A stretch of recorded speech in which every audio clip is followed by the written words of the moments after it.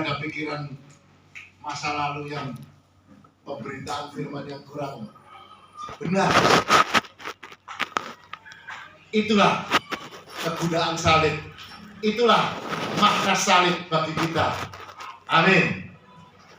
Roma 1:11 ayat 30-32. Ternyata salah itu, bukan 10:11. Maaf, saya salah catat. Sebab sama seperti kamu dahulu tidak taat kepada Tuhan, tetapi sekarang beroleh kemurahan oleh ketaatan mereka. Demikian juga kan mereka sekarang tidak taat, supaya oleh kemurahannya yang telah kamu peroleh, mereka juga akan beroleh kemurahan. Sebab Tuhan telah mengurung semua orang dalam ketidaktaatan, supaya ia dapat menunjukkan kemurahannya atas mereka semua. Amin. Pahami dan camkan dalam hidup saudara, dalam diri saudara. Kemurahan Tuhan adalah hak kita yang sebenarnya kita tidak layak untuk menerima, tapi kita dilayakkan untuk menerimanya. Setuju katakan amin. Yang saya maksud dengan kemurahan Tuhan itu adalah apa? Kemurahan dalam kebenaran Tuhan. Amin. Kemurahan dalam berkat Tuhan adalah hak kita. Amin. Dan kemurahan Tuhan dalam penyertaan atau jalan bersama Tuhan adalah hak kita. Mengerti katakan amin. Jadi saudara didampingi untuk berjalan bersama, walk by God, itu adalah hak saudara. Jadi jangan saudara pikir saudara berdosa, saudara tidak layak, Tuhan berjalan dengan saudara. Enggak. Itulah gunanya. Dia datang dan dia tebus dan dia mati bagi saudara dan saya. Amin. Itu gunanya. Kalimat-kalimat yang inilah yang seharusnya kita ingat dan selalu kita ucapkan dalam keseharian kita. Jadi terus menerus katakan kemurahan Tuhan adalah hak kita. Ayo sama-sama katakan 1, 2, 3. Tuhan adalah hak kita. Amin. Tidak diragukan. Setiap orang percaya, setiap anak Tuhan, dimanapun mereka ingin senantiasa mengalami kemurahan Tuhan.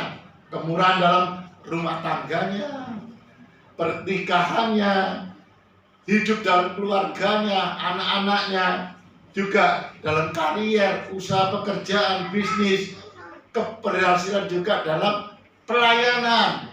Amin. Setiap orang, saya percaya, mereka ingin, tapi senantiasa mereka berpikir, gimana? Aku harus apa? Sedangkan sangat sederhana sekali. Karena firman Tuhan katakan di Roma 9 ayat 16. Jadi hal itu, yaitu kemurahan Tuhan, tidak akan tergantung pada kehendak orang atau usaha orang, tetapi kepada kemurahan hati Tuhan. Amin. Ini buktinya. Kemurahan itu hak kita. Bahkan sampai saat ini banyak diberitakan dimanapun, di kebaktian umum, di gereja-gereja, di tulisan umum atau buku-buku tulisan mereka, bahkan di sosmed, tentang bagaimana orang percaya dapat mengalami kemurahan Tuhan. Seringkali mereka menulis bagaimana ini supaya mendapat kemurahan Tuhan. Apa yang harus aku lakukan supaya aku bisa mendapatkan kemurahan Tuhan. Bahkan tidak sedikit terjadi pertentangan mengenai hal kemurahan Allah dalam kebenarannya. Seringkali. Kemarin saya diajak makan anak saya. Terus saya lihat di sebelah, oh ini temannya Pak Bawi. Anaknya, bapaknya enggak sama ibunya. Kita lihat, oh dia doa. Makannya doa, berarti orang sesama kita. Anaknya kelihatan daerahnya, orang daerah sana, yaitu sinode kita di Maumere. Maumere apa? Papua. Apa? Jayapura, kota apa? Jayapura. Kota Wamena. Duh, aku semedek. Ternyata dia orang Wamena. Saya dari dulu nggak ikut papa di sini di Wamena, Pak. Oh, kamu tahu nggak?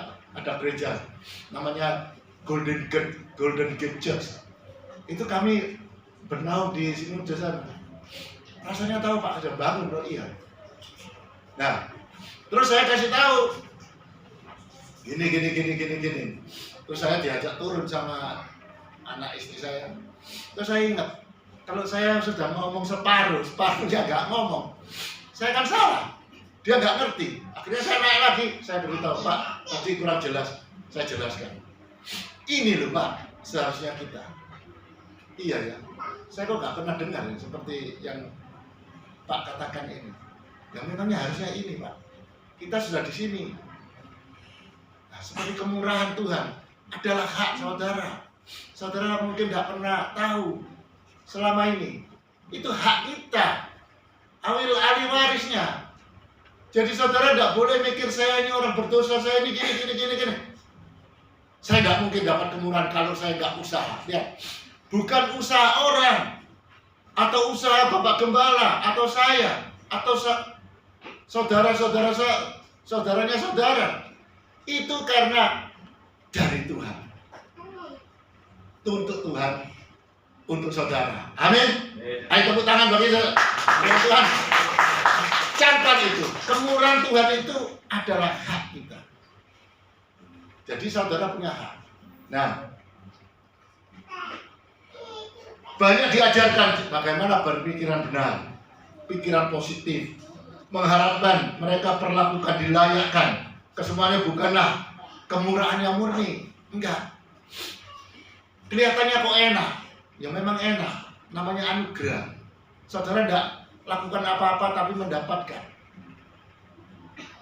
Seperti kemarin, memang kecil. Bulan lalu saya ngomong, saya cuma berdiri lihat sebentar, nggak sampai sejam.